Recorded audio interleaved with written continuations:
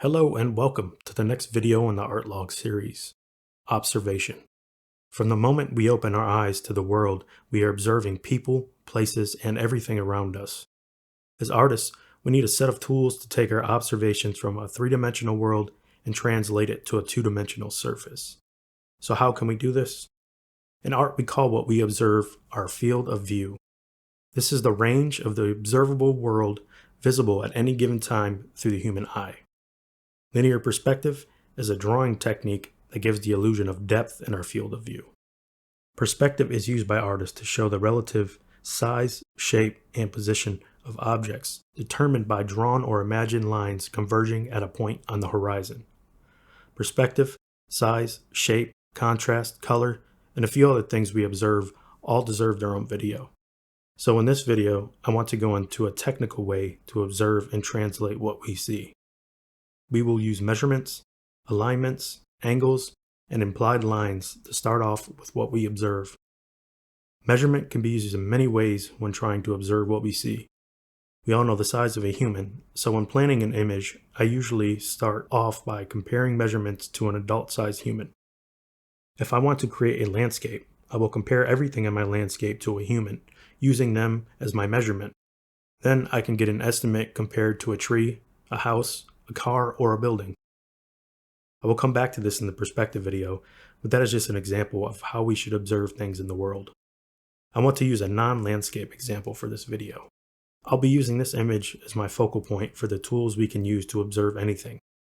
It's best to find the length and the width of our focal point, which is the human in the picture. We can then use angles to block in the space we need to fill, which is a method called envelope.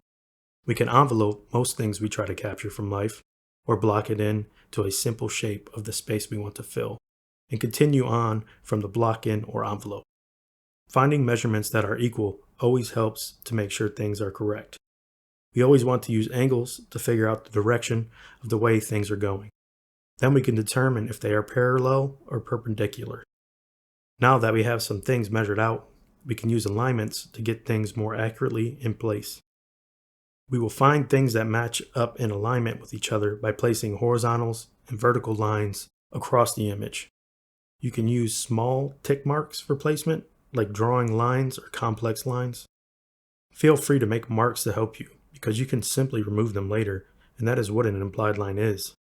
Actually, my favorite thing to use implied lines for is gesture and drawing through forms. After we find an implied gesture, we can go back and add the complex contours of forms and muscles. I will keep mentioning perspective, but for now, just train your eye to observe things with the use of these simple tools. A great book for this video is Anthony Ryder's The Artist's Complete Guide to Figure Drawing. I like how he explains ways to block in a drawing using some of these techniques. The practice for this video is in his book called Point-to-Point Measurement. You look at a point on your image and you follow with your eyes to another point and see how long it takes your eyes to get there. Next, you do the same thing when you look at the surface of your drawing and see how long it takes you to get from point to point. This will help train your eye to see measurements and get you used to the relationships in space. Thank you to everyone who has been watching these videos, and I hope these videos are helpful. Please like, subscribe, share, and take care.